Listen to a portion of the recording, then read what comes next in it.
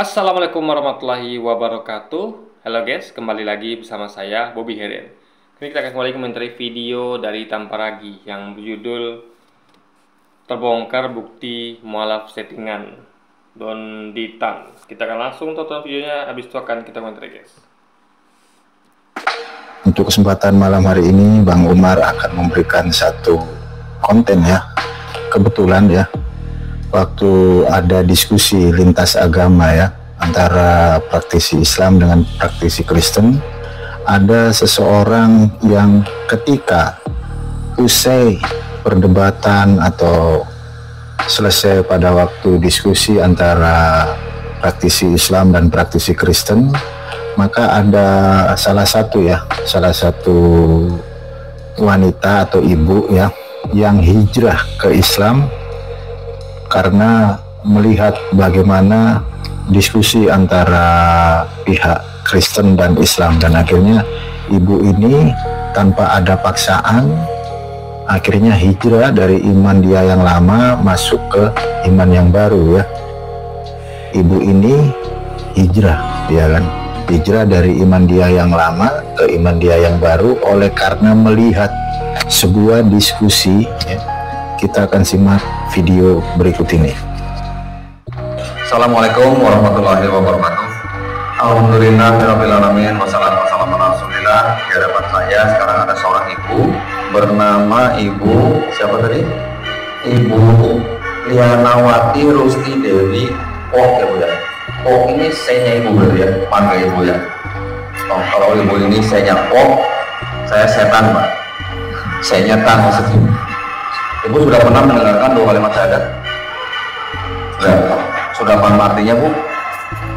Ibu Lianawati sudah mengakui dan menerima bahwa Allah adalah satu-satunya Tuhan yang layak disembah. Sudah, dan Ibu sudah mengakui bahwa Nabi Muhammad SAW adalah hamba dan utusan Allah. Alhamdulillah. Baik, ikuti kata-kata saya Bu ya. Asyhadu alla ilaha illallah.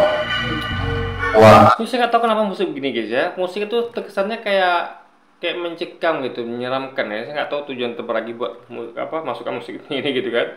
Tapi sepertinya ya, saya duga ini musik ini memang sepertinya ini kayak hal yang menyeramkan. Jadi kayak dia kan nuduh bahwa ibu ini settingan gitu kan. Jadi settingan tuh musiknya kayak gini lah kurang lebih. Mungkin nih dia beli musik ini untuk menguatkan kesan bahwa ini memang settingan guys. Nanti kita akan bantah gimana, kita komentari gitu kan.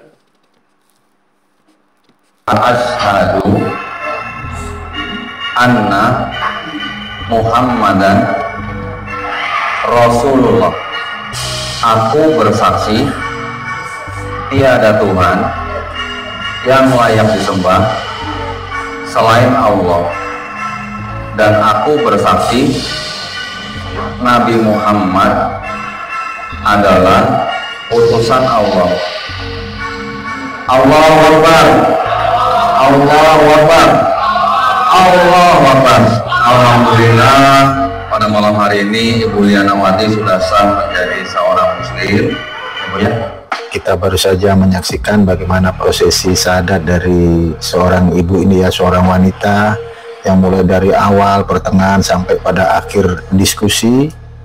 Ibu ini memutuskan untuk hijrah ke iman dia yang baru ya, dari iman dia yang lama masuk ke iman dia yang baru ya, karena ibu ini melihat diskusi debat antara praktisi Islam dengan praktisi Kristen, dan alhamdulillah bikhair, ibu ini mantap untuk memilih Islam sebagai iman dia yang baru, sebagai agama dia yang baru ya. Ada statement di TikTok yang beredar bahwa alhamdulillah berkat debat lintas agama Don Ditan dan Bang Umar lawan Pendeta Esra Soru dan Pendeta Budi Asali, auto mualaf Ibu Lianawati. Nah, auto mualaf, namanya auto itu kan tiba-tiba berangkatnya, dia masih Kristen, tiba-tiba auto masuk Islam bersyahadat. Melihat perdebatan itu, saya pendiri dari Yayasan Pembina Mualaf Tauhid Don Ditan itu baru saja masuk ya.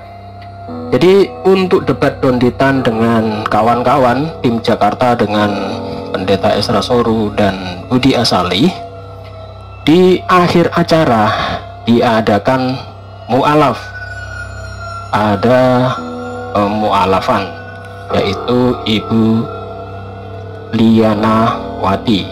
Tetapi ini digoreng oleh orang-orang Kristen bahwa ini dikatakan ini settingan katanya ya. Seorang perempuan itu yang jadi mualaf itu adalah hasil dari perdebatan. Setelah mengikuti perdebatan, dia seorang non-Islam atau Ini statement Endesoro ini sudah saya bantah di video sebelumnya.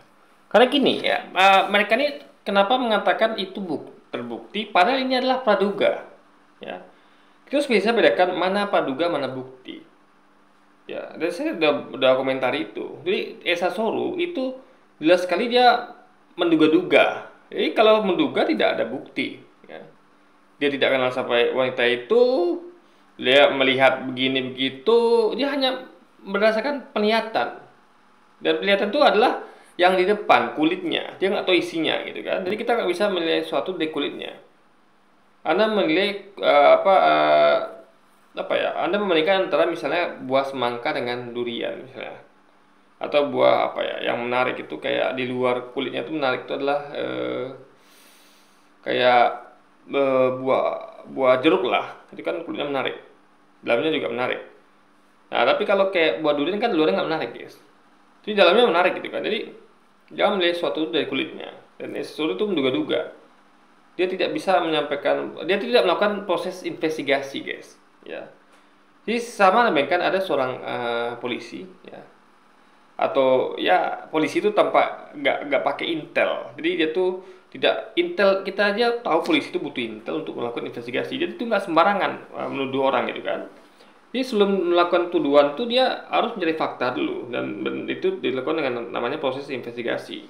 Nah Esau tidak melakukan itu ya, dia tidak melakukan investigasi, minimal ngobrol lah, diskusi, atau ya cari tahu siapa ibu ini sebenarnya gitu. Dia hanya melihat bahwa posisi ibu itu begitu, dan itu semua sudah saya terangkan di video saya sebelumnya guys. Saya bisa tonton itu ketika saya komentari videonya ya teman-temannya itu yang juga. Jadi narasi mereka ini sama semua gitu, bahwa ini adalah settingan Pak itu, dan kata mereka terbukti. Padahal kalau mereka ngomong settingan, menduga itu sah-sah saja, dugaan. Tapi kalau mengatakan dugaan itu adalah bukti, itu salah besar guys. Bukan begitu metodologinya. Itu namanya Anda tuh melebihkan sesuatu yang tidak pada proporsionalnya guys. Itu harus dipahami logikanya. seorang Kristen lalu mengambil keputusan untuk jadi mualaf gara-gara lihat perdebatan itu, no, omong kosong.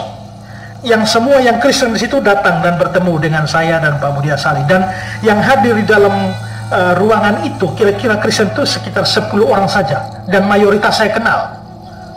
Mayoritas saya kenal, berarti ada yang dia kenal. Jadi jangan menilai orang itu ketika nggak datang kepada Anda lalu dia bukan Kristen. Bukan itu patokan Kristen apa tidaknya, ya kan?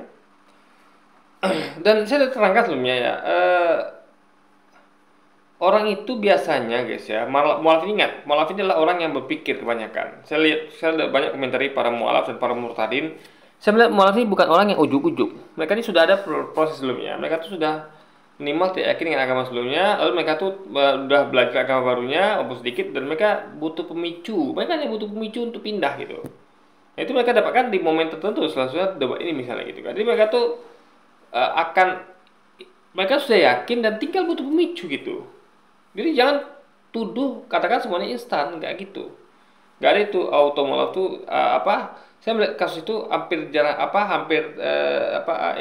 bukan tidak ada, pasti ada. Cuman kebanyakan itu adalah melalui proses berpikir. Ini mualaf itu bukanlah orang-orang nggak berpikir, mereka tuh orang cerdas, mereka tuh berpikir. Ya. Sama seperti saya kan Islam dari lahir, saya itu tidak mengalami proses berpikir. Dalam artian ketika saya Islam dari lahir, saya hanya mengikuti apa agama nenek moyang saya.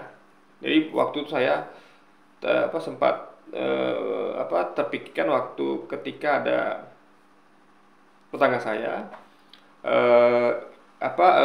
Dia bilang bahwa kamu ini beragama hanya ikut agama nenek moyang, ikut agama orang tuamu, ikut agama ya kakek nenekmu gitu. Saya memikirkan apa sih maksudnya ini. Baru saya sadar, oh ternyata saya ini selama ini cuman ikut-ikutan dalam artian saya ngerti agama saya dan saya ngerti logikanya, tapi saya tidak bandingkan dengan agama lain. Sehingga ada suatu potongan yang hilang, puzzle yang hilang gitu guys. Sama kayak gini, Anda memakai suatu mobil dari kecil, mobil Anda itu terus. Atau anggaplah Anda, kalau saya seorang gamer ya, Anda ngerti game, Anda anggaplah Anda itu adalah pemakai konsol, misalnya konsol Nintendo dari kecil. Anda tidak, ya Anda betul-betul tahu bagaimana Nintendo itu gitu kan, mesin konsol Nintendo itu tahu betul, game-game Anda tahu betul. Anda merasa ini udah mesin game terbaik ini, udah game-game yang terbaik. Tapi Anda tuh, ya karena Anda tuh awalnya ikut-ikutan, karena kebetulan Anda tuh pemilihan itu terus, juga mungkin teman Anda main itu, sehingga Anda tuh tertarik. Karena pengalaman Anda itu, experience itu dulu saya alami. Saya dulu tuh ya adain dulu cuma Nintendo gitu kan. Saya belum ada Sega, nggak salah Sega, belum ada Sega, masih Nintendo. Awal-awal itu kan Sega belum ada, apalagi waktu itu PS belum ada. Jadi saya tuh ikut-ikutan. Saya tidak pernah melakukan perbandingan. Nah, setelah keluar Sega Saturn, baru saya, wah, kayaknya ada yang lebih oke nih. Nah, jadi saya mulai berpikir, saya coba membandingkan, karena itu mudah ya, karena memang teknologi baru, sesuatu yang baru tuh kalau dalam industri konsol tuh itu kan lebih baik. Tapi kalau agama ini kan beda, dia tuh sudah eksis hampir barengan gitu. Ketika saya lahir sudah ada agama Islam, Hindu, Kristen, Buddha. Kalau konsol kan tidak. Ketika saya itu kecil, Nintendo baru ada, Sega belum ada, Super Nintendo belum ada, PS belum ada. Jadi itu lebih gampang, yang sesuatu yang baru itu bisa lebih baik. Tapi ini agama kan sudah ada sebelumnya, ketika saya lahir, gitu kan. Nah, jadi jadi kebetulan saya tidak tahu. Jadi sama kayak gini, anggaplah di dunia tuh sudah ada barengan langsung Nintendo, Sega Saturn, PS itu barengan muncul. Cuma biasa kita tuh mainnya Nintendo terus tanpa kita pernah memainkan Sega atau PS gitu kan. Nah, intinya adalah kita tuh harus coba sesuatu yang lain, dibandingkan, diteliti dan bandingkan guys. Nah, jadi ini poinnya, kita tidak akan pernah dapat. Jadi yang saya dapatkan adalah ketika saya tuh membandingkan, saya akan menemukan hal yang baru, yang lebih baik, yang kita, jadi ibaratnya kita tuh bukan berarti yang baru lebih baik. Maksud saya itu adalah kita tuh akan menemukan fakta-fakta baru, bukti-bukti baru yang mana itu kalau yang kita yakini sebelumnya itu benar, ya kita akan tambah yakin. Tapi kalau kita yakini bahwa yang baru lebih benar, kita akan pindah gitu. Jadi ini masalahnya adalah, jadi para ulama itu adalah meyakini yang baru lebih baik. Lebih baik lagi ya, tapi benar, dan yang diyakini itu adalah salah gitu, yang sebelumnya itu kan. Jadi saya tidak, saya terbalik. Saya memang meyakini yang saya yakini dari dulu itu adalah benar. Jadi gitulah, yang penting adalah bukan itunya, tapi prosesnya itu. Proses untuk mengkaji dan membandingkannya guys. Itu sebuah logikanya. Ya, mayoritas saya kenal dan mereka juga datang ketemu dan juga memperkenalkan diri. Sementara itu cewek yang nanti dimualafkan itu saya sudah lihat itu sebelumnya. Dia sudah ada di grup Islam sana, sudah pakai jilbab. Mereka dari Jakarta itu sekitar 15 orang, dan sepertinya dia termasuk dari kelompok sana yang datang dari Jakarta. Ya, dengan kata lain, sebelum debat berlangsung dia tuh sudah Islam atau sudah ada di pihak kelompok Islam itu. Ya, nah mungkin saja. Terus saya bilang ya, dia kan S1 kan mengatakan mungkin. Ingat, kita nggak tahu isi hati orang. Ya, itu yang jadi S1 seperti sedang menjudge isi hati orang. Dan kita tidak tahu ibu tuh bagaimana aktivitas karyanya gitu kan. Jadi jangan karena dia pakai hijab lalu dia gabung sama orang itu berarti dia adalah Islam, nggak gitu logikanya. Jadi orang itu ya guys ya, orang tuh ada yang saya katakan begini, misalnya gini, dia tuh kan udah yakin dan tinggal butuh pemicu untuk memperkuat.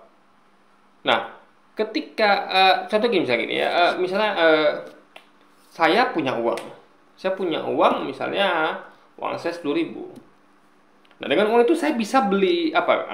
Misalnya anggaplah es krim, misalnya uang 10.000. Nah, saya mau beli ini, tapi ada yang mengganjal beli saya, gitu. Ya, saya butuh momen satu, entah itu diajak teman, ayo kita pergi beli es krimnya, atau saya butuh momen ketika kebetulan saya tidak ada kerjaan sehingga saya bisa pergi belinya atau apapun itu. Jadi meskipun kita pegang uangnya, kita pengen beli, belum tentu kita beli. Gitu, ngerti ya Mas logikanya? Ya. Ada yang bikin kita ragu dan itu butuh pemicu. Ya. Pemicunya bisa apa saja. Nah, itu jadi pada ibu ini. Jadi dia tuh sudah, dan itu bukan suatu masalah gitu. Jadi bukan karena itu lalu disebut sebagai settingan, nggak gitu logikanya guys ya. Settingan tuh begini ya, ibu itu memang betul-betul Islam dan bisa dibuktikan oleh investigasi yang dilakukan oleh seseorang. Misalnya dia bisa buktikan memang ibu itu Islam ya, dengan KTP ya kan. Itu masalah kalau fisik ya, kalau hati kita nggak tahu. Itu adalah yang bisa cari itu kan bukti fisik. Jadi buktikanlah minimal KTP-nya memang KTP Islam. Atau dia tuh memang dari teman-temannya kan bisa keluar informasi gitu. Tapi kalau dia metode begini langsung main tuduh tanpa investigasi, itu yang sangat fatal guys. Caranya itu nggak elegan gitu kan, tidak investigatif dan sangat serampangan gitu. Dia memang menjadi mualaf, tapi bukan saat perdebatan itu. Mungkin saja dia beberapa saat sebelumnya sudah. Mungkin ya kan. Jadi kalau bilangnya mungkin, gimana bisa bilang itu terbukti atau fakta uang dia pakai kata mungkin? Menduga-duga artinya kan, lebih tepat guys. Menduga-duga adalah kata lebih tepat untuk hal ini ya. Saya juga menduga-duga, makanya. Jadi kalau saya bedanya, saya jujur, saya betul-betul menduga-duga. Kalau dia tidak, mereka mengatakan ini tuh bukti, settingan, itu kan parah guys. Anda menduga tapi mengatakan ini adalah terbukti, itu bukan ceritanya coba. Satu dugaan dikatakan bukti, nah, itu yang jadi masalah guys. Mau atau bersedia jadi mualaf, lalu ditunda acara syahadatnya, tunggu pas ujung akhir perdebatan supaya memberi kesan bahwa nah inilah hasil perdebatannya. Hasil perdebatan itu adalah ada seorang non-Islam atau seorang Kristen yang akhirnya memutuskan jadi mualaf untuk menunjukkan bahwa ini hasil perdebatannya. Tapi itu omong kosong, itu settingan semua. Itu semua settingan untuk menunjukkan seolah-olah mereka berhasil, padahal tidak. Ya. Ini harus ada klarifikasi ya, baik dari pihak Ibu Linawati maupun dari pihak Donditan, untuk klarifikasi apakah benar wanita ini benar-benar mualaf di waktu itu juga. Jangan sampai kita dianggap mempermainkan agama ya, apalagi ini sudah mualaf dimualafkan lagi, itu dosa besar di hadapan Allah.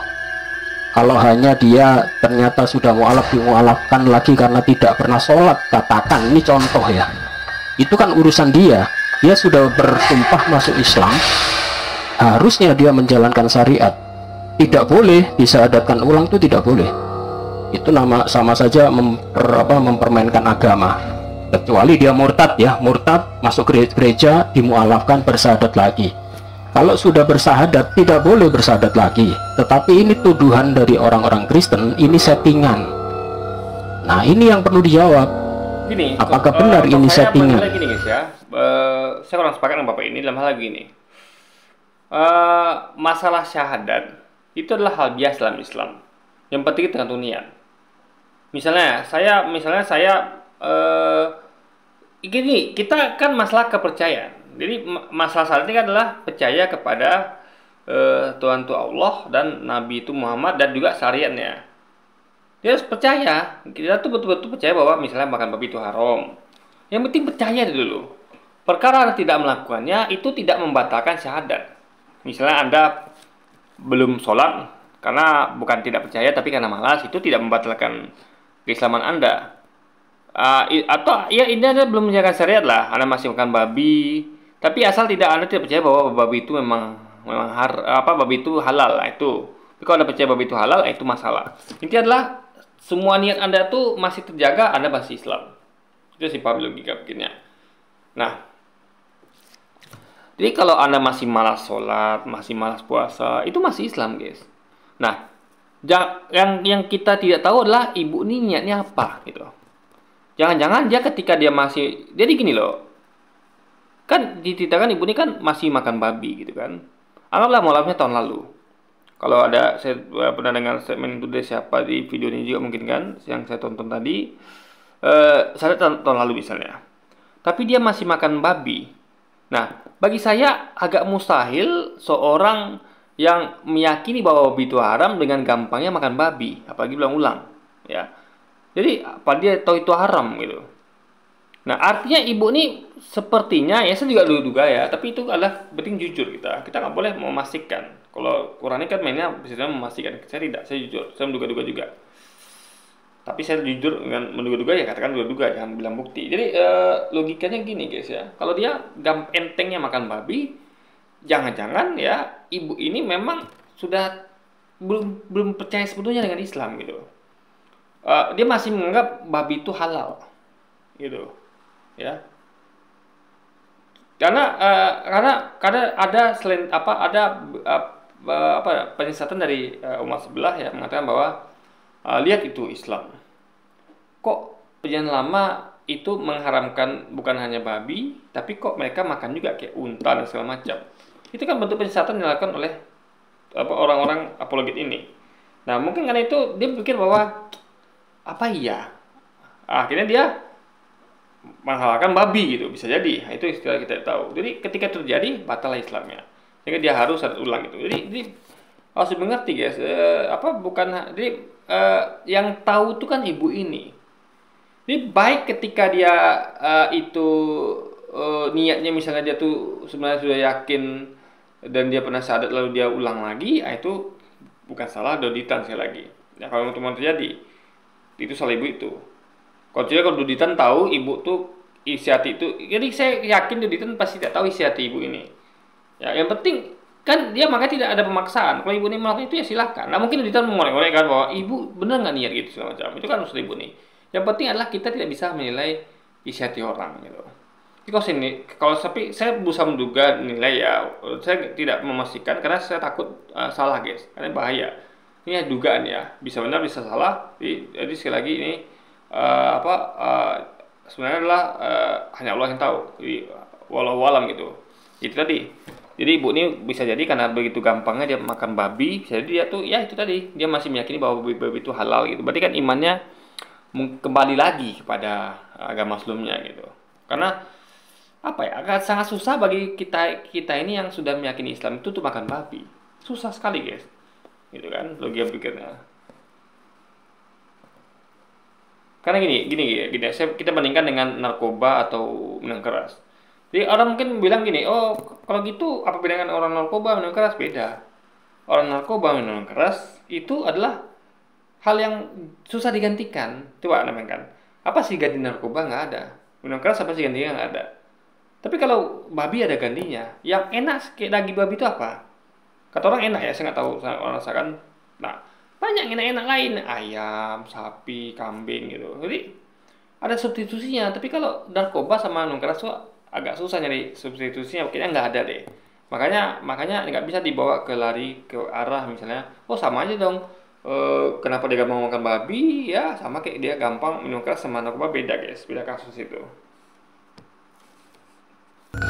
Supaya bola panas ini tidak menggelinding terus tuduhannya ke yayasan pembina mualaf ini berbohong, membuat settingan dan sebagainya. Ini kan berbahaya, menipu umat, apalagi menipu Allah Subhanahu wa taala. Dosanya sangat besar di hadapan Allah.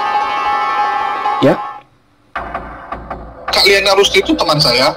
Coba Bapak ini konfirmasi ke doditan, itu lebih elok gitu kan. Konfirmasi aja gitu. Apalagi dia kan tinggal ngobrol guys, apa susahnya gitu kan, daripada buat sebenarnya video sebenarnya sih nggak apa-apa juga sih, nggak masalah. Tapi jangan ibaratnya itu kalau bisa kan lebih baik itu dia datang dan ngobrol baik-baik gitu. Itu lebih elegan guys dibandingkan ini juga nggak salah ya. Yang penting yang saya ajukan yang lebih baik itu datangi dan ngobrol, itu yang lebih baik. Di sini saya katakan ya, Kak Liana Rusdi itu dia sudah Islam tahun lalu. Sudah Islam tahun lalu, tetapi dia tidak menjalankan syariat Islam. Tidak menjalankan, bahkan masih makan ya B2 dan sebagainya. Nah, makanya ini kita lihat niatnya. Jadi kenapa dia masih makan B2, nggak sholat? jangan-jangan dia tidak yakin dengan agama Islamnya, masih apa? Masih ya belum yakin, belum beriman, guys. Jadi kalau mualaf itu kalau dia tuh mualaf lalu dia kehilangan imannya, ya dia harus beriman lagi dan harus sadar lagi, guys. Jadi itu yang harus dipahami. Jadi kita harus lihat konteksnya di situ. Kecuali kalau dia misalnya memang mualaf lalu dia tuh memang ya menghindari makan babi, dia sholatnya bukan karena malas gitu kan. Sholat dia tuh kalau dia nggak sholat tuh karena malas, itu masih. Tapi ini kan tidak. Ya, makan babi kok enteng sekali gitu kan. Sehingga dianggap bahwa syahadat sebelumnya tuh batal. Karena seorang muslim kalau udah sampai makan B2 nggak pernah sholat, ya itu bukan muslim. Bukan begitu ya. Muslim itu dilihat dari niatnya. Jadi apakah dia meyakini bahwa sholat itu adalah wajib? Suatu yang harus dikerjakan, bukan karena malas. Kalau karena malas dia masih muslim. Tapi kalau dia tidak meyakini itu bahwa itu sholat itu salah misalnya, itu yang membuat orang itu dia murtad. Atau meyakini bahwa makan babi itu halal, itu belum bikin orang murtad. Tapi karena orang belum bisa menghindari makan babi, karena mungkin saking enaknya, ya menurut pendapat mereka misalnya, itu bukan berarti mereka murtad, guys. Ini semua itu tergantung niat gitu. Betul tidak? Bukan muslim. Jadi supaya lebih mantap syahadat ulang, itu yang dibilang. Ya, saya jujur katakan loh. Dia sudah siap. Jadi dia orang ini nggak ngerti apa itu muslim. Ya. Muslim itu adalah orang yang berserah diri, ya. Berserah diri karena dia percaya. Nah, berserah diri sini tentu terminnya harus ada yakin dulu. Ada mungkin berserah diri kalau nggak yakin, ya. Menyerahkan diri itu perlu keyakinan. Nah, ini poinnya. Nah, ketika kita menyerahkan diri tentu ada kadarnya. Ada kita tuh belum bisa menjalankan sepenuhnya, tapi yang penting besar itu butuh modal, namanya itu adalah niat, ya, keyakinan, iman. Itu modal besar. Jadi modal itu kita bicarakan di sini. Jadi orang tuh kehilangan keislamannya ketika dia sudah yakin lagi. Tapi selama dia tuh hanya perkara malas, dia masih dihitung sebagai seorang muslim, guys. Syahadat tahun lalu itu syahadat ulang doang. Jadi kalau dibilang itu spontanitas karena setelah menonton debat, ya tidak ya. Saya harus katakan itu tidak setelah nonton debat, enggak. Jadi gini ya, spontanis ini adalah pemicu. Jadi mungkin dia masih banyak pertanyaan gitu kan, yang dia tuh belum terjawab, dan momen debat ini dia terjawab. Ya, makanya mungkin hadir dia. Dia menunggu ini topik yang tepat ini, dan kalau ini terjawab, saya akan mualaf, artinya itu niat saya akan kembali lagi. Saya akan kembali meyakini Islam, karena semua yang saya ragukan tahun lalu itu, walaupun saya sudah mualaf itu, udah terbantahkan gitu, guys. Itu jadi spontan dalam artian bukan berarti instan. Ini beda ya, spontan instan itu beda. Kalian bisa bedakan beda kata spontan dengan instan. Nah, instan adalah suatu proses yang cepat. Spontan adalah keadaan di mana Anda tuh seperti kayak terkejut, atau ya saya bilang itu pemicu. Misalnya timnas Indonesia itu terbentuk secara instan.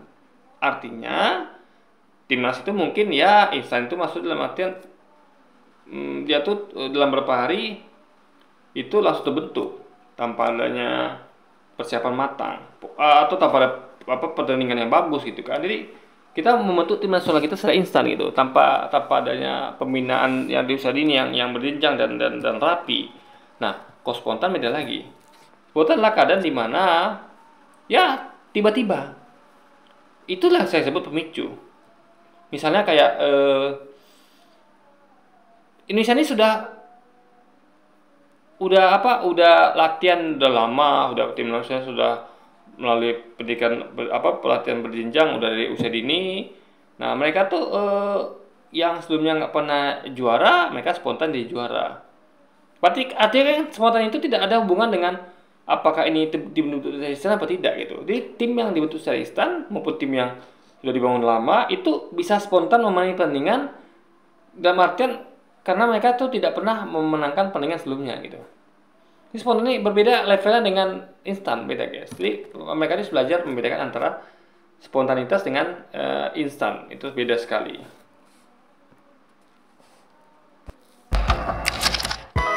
Selamat malam. Pada kesempatan kali ini Domba Suci kembali live, dan Domba Suci akan membawa satu informasi saudara ya, yang mana ini masih ada kaitannya dengan seorang wanita yang bersyahadat ya, waktu selesai diskusi lintas iman antara pendeta Isratori CS dan Donditan CS saudara ya. Nah, Umar sewaktu habis live, dia membuat siaran bahwa ibu ini bersyahadat karena mendengarkan debat. Nah, ingat saudara, mendengarkan debat. Ternyata saudara, hal ini dibongkar oleh temannya sendiri. Hal ini dibongkar oleh temannya sendiri. Siapa temannya? Si Julius. Pengakuan Julius ya, bahwa ibu ini sudah syahadat dari tahun lalu dan dia disyahadatkan ulang di dalam acara ini, acara habis debat itu. Jadi syahadat ulang tuh nggak ada masalah di situ, dan itu memang wajib dilakukan ketika dia kehilangan imannya. Jadi gini loh guys, mereka yang ngerti bahwa proses mualaf tuh nggak sama seperti proses yang sekali seumur hidup, enggak. Ya, orang bisa mualaf 2 kali, 3 kali, bahkan 1000 kali bisa. Ya, tergantung apakah dia memang niatnya itu adalah memang dari sebelumnya yakin, tidak yakin, lalu yakin lagi. Jadi dinilai itu dari niatnya, bukan dari yang zohir gitu. Kita bisa menilai bahwa orang ini apakah dia tuh karena nggak pernah sholat, lalu makan babi, lalu dia tuh sudah nggak muslim, nggak gitu logikanya.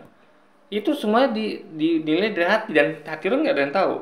Ini mereka tuh salah dalam menilai bagaimana metodologi orang ini seorang muslim apa tidak, itu dulu masalahnya. Jadi 2 hal yang tidak mereka mengerti, bahwa mereka tidak bisa menilai seorang muslim itu ditentukan di kadar apa, yaitu sebenarnya kadar niatnya, bukan aktivitasnya.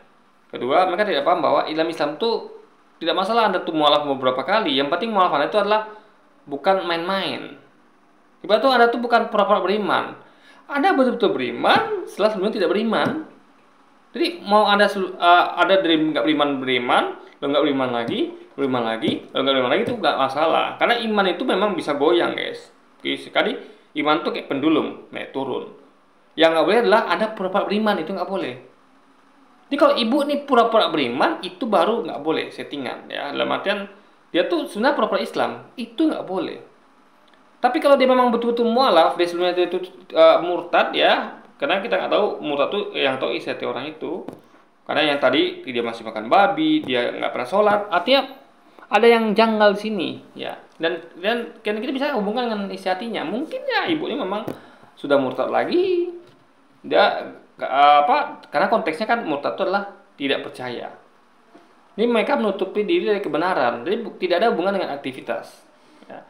Tidak sholatnya Anda, tidak karena malas atau Anda masih belum bisa meninggalkan babi, itu tidak meninggalkan Anda, membuat Anda meninggalkan Islam. Tapi Anda kalau nggak percaya, baru Anda meninggalkan Islam guys. Itu sebab logikanya. Aduh Umar, kau ketahuan. Kak Liana Rusti itu teman saya. Di sini saya katakan ya, Kak Liana Rusti itu dia sudah Islam tahun lalu. Jadi kalau dibilang dosanya sangat besar. Oke, jadi mungkin sekian dulu aja video kita ini guys, dan sampai jumpa lagi di video selanjutnya. Wassalamualaikum warahmatullahi wabarakatuh guys.